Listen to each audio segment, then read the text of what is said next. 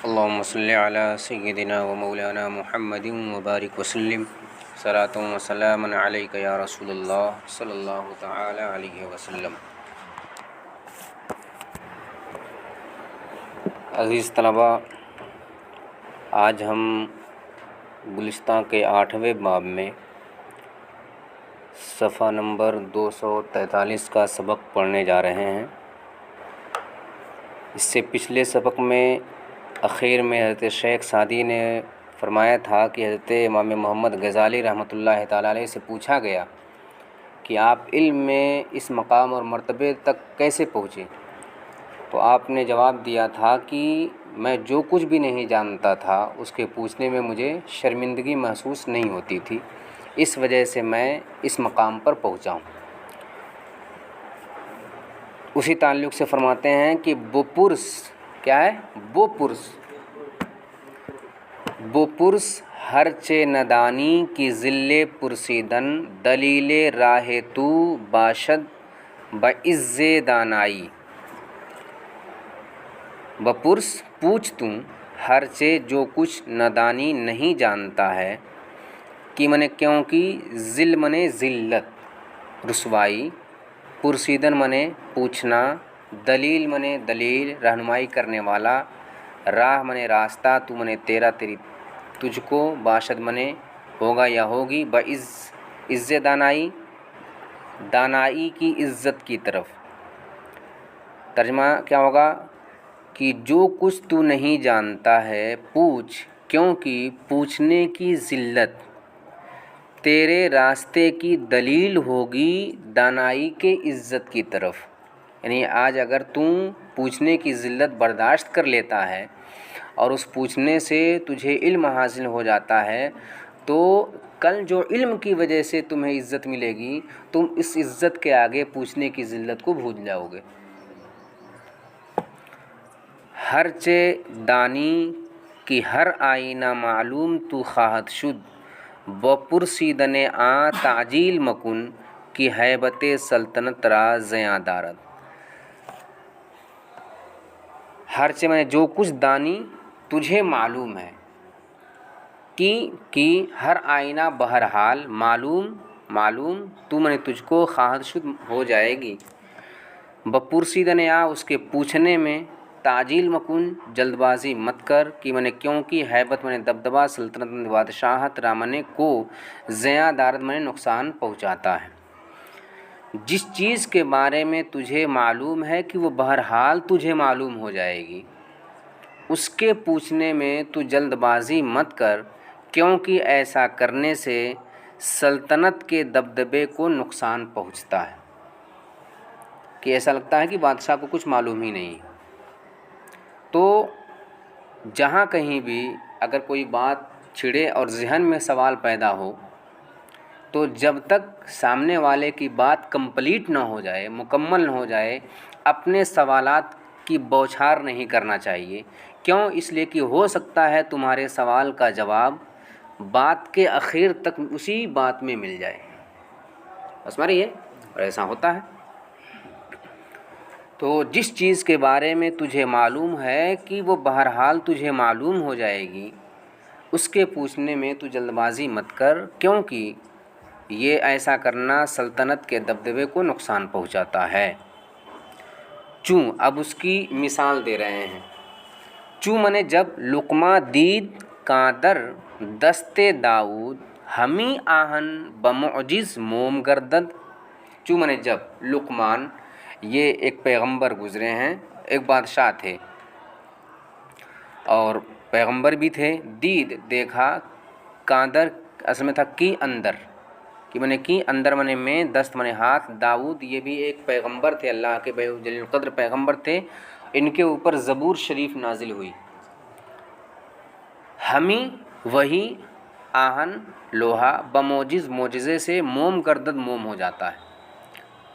جب لقمان علیہ السلام نے دیکھا کہ داؤد علیہ السلام کے ہاتھ میں وہی لوہا معجزے سے موم ہو جاتا ہے، تو حضرت داؤد علیہ السلام کو اللہ نے یہ معجزہ دیا تھا کہ وہ مضبوط سے مضبوط موٹے سے موٹے لوہے کو جو ہے چھوتے تھے تو جیسا وہ چاہتے تھے اس کی شکل بنا دیتے تھے، آگ کی ضرورت نہیں پڑتی تھی۔ اللہ نے ان کے ہاتھ میں یہ معجزہ دیا تھا کہ ان کے ہاتھ میں لوہا پڑتے ہی لوہا کیا ہو جاتا، نرم ہو جاتا تھا، اور جو شکل وہ بنانا چاہتے تھے وہ شکل بن جاتی تھی۔ وہ زرہ بنایا کرتے تھے جو لڑائی میں استعمال کیا جاتا ہے۔ تو جب لقمان علیہ السلام نے دیکھا کہ داؤد علیہ السلام کے ہاتھ میں وہی لوہا معجزے سے موم ہو جاتا ہے، تو نہ پرسیدش چے می سازی کی دانست کی بے پرسیدنش معلوم گردد، نہ پرسید نہیں پوچھا، شین ان سے چے منے کیا کیسے، می سازی آپ بناتے ہیں، کہ منے کیونکہ دانست انہیں معلوم ہو گیا، انہیں معلوم تھا کہ بے پرسیدنش کہ بغیر پوچھے، شین منے ان سے، معلوم گردد معلوم ہو جائے گا۔ تو لقمان نے ان سے نہیں پوچھا کہ آپ کیسے بناتے ہیں، کیونکہ وہ جان گئے کہ بغیر ان سے پوچھے معلوم ہو جائے گا، بغیر ان سے پوچھے معلوم ہو جائے گا۔ جب بار بار کا یہی ان کا معمول رہے گا تو سمجھ میں آ جائے گا کہ ہاں جناب داؤد علیہ السلام کو اللہ نے معجزہ دیا ہے کہ ہاتھ میں ان کے لوہا پڑتے ہی وہ موم کی طرح نرم ہو جاتا ہے۔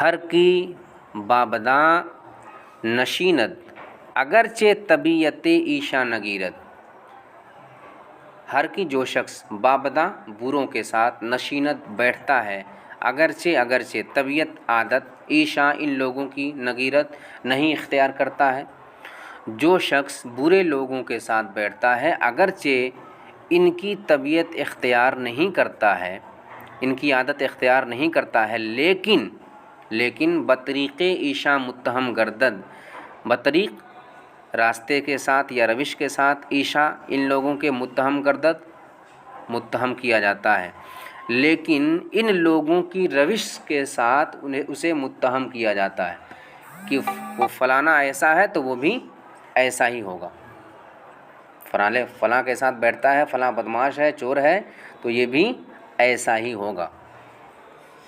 چنانکہ جیسے کہ اگر شخص بخرابات رود بنماز کردن منصوب گردد بخمر خوردن، چنانکہ جیسا کہ اگر شخص کوئی شخص بخرابات شراب خانے میں روت جائے بنماز کردن نماز پڑھنے کے لیے، منصوب گردد وہ منصوب ہو جائے گا بخمر خوردن شراب نوشی کی طرف، جیسے کہ اگر کوئی شخص شراب خانے میں نماز پڑھنے کے لیے جائے تو وہ شراب نوشی کی طرف منسوب کر دیا جائے گا۔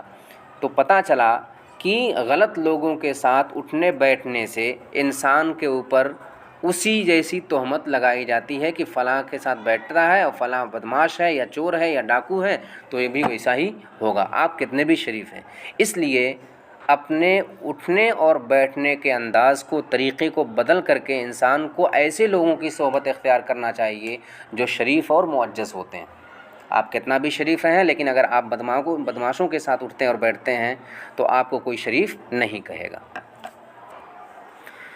رقم برخود بنادانی کشیدی کی نادارہ بصحبت برگزیدی، رقم منے لکیر کھینچنا، نشان کھینچنا، برخود اپنے اوپر، بنادانی نادانی کی، بیوقوفی کی، کشیدی تو نے کھینچ لیا، تو نے اپنے اوپر نادانی کی لکیر کھینچ لی، کہ منے کیونکہ نادا بیوقوف رامنے کو صحبت برگزیدی تو نے اختیار کیا، کیونکہ تو نے بیوقوف کی صحبت اختیار کیا۔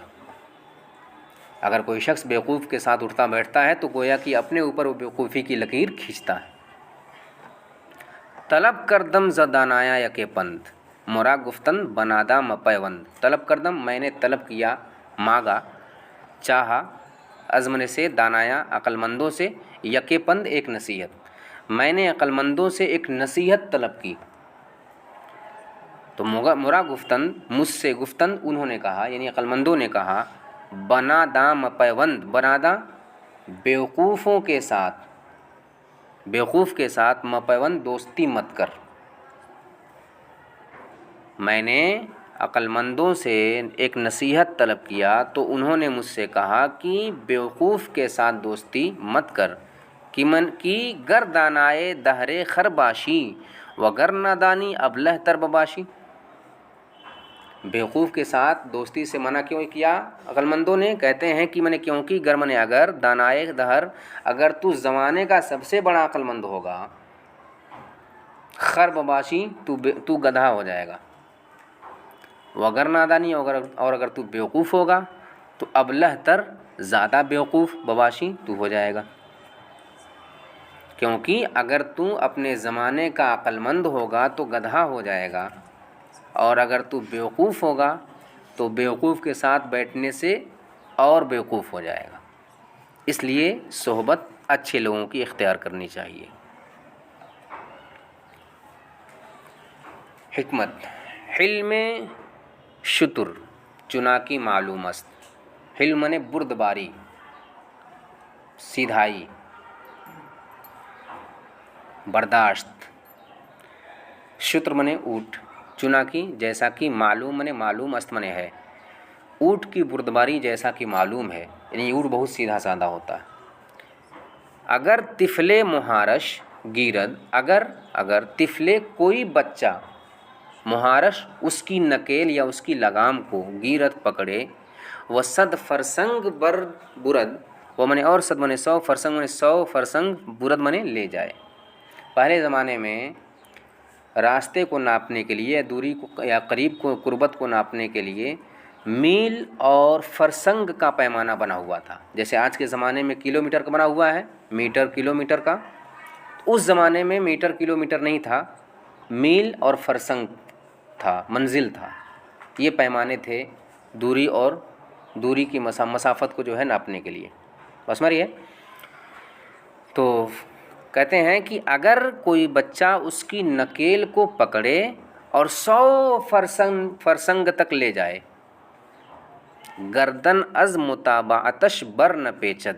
گردن از منے سے متابعتش، اس کی تابعداری سے یا اس کی پیروی سے، بر نہ پیچد نہیں موڑے گا.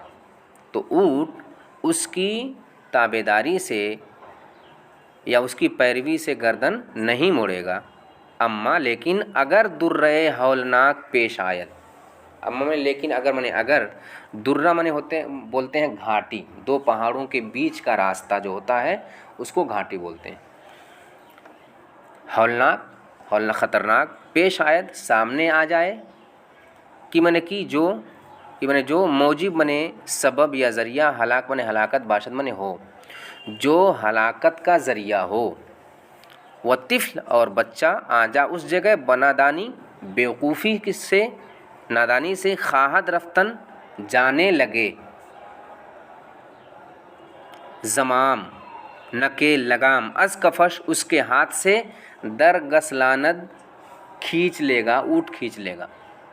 کہتے ہیں لیکن اگر کوئی خطرناک گھاٹی سامنے آ جائے جو ہلاکت کا سبب ہو اور بچہ اس جگہ نادانی سے جانے لگے، تو اونٹ اس کے ہاتھ سے اپنا لگام کھینچ لے گا، خود بھی بچے گا اور بچے کو بھی بچائے گا. بس مریے.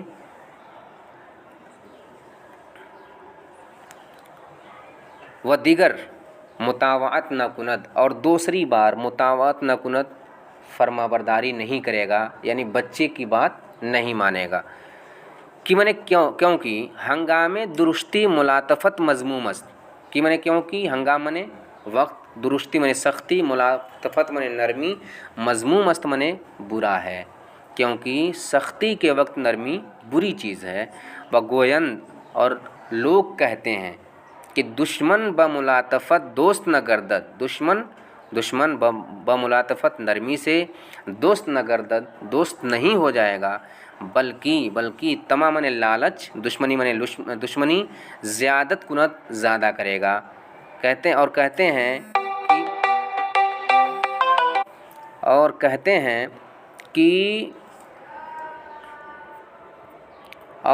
ہیں کہ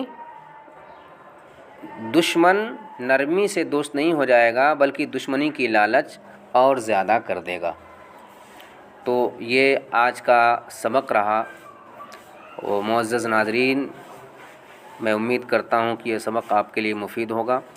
اگر یہ سبق مفید لگ رہا ہو اور آپ چاہتے ہیں کہ دوسرے لوگ بھی اس سے فائدہ اٹھائیں تو اس ویڈیو کو دوسرے احباب تک شیئر کریں اور اس ویڈیو کو لائک فرمائیں۔ السلام علیکم۔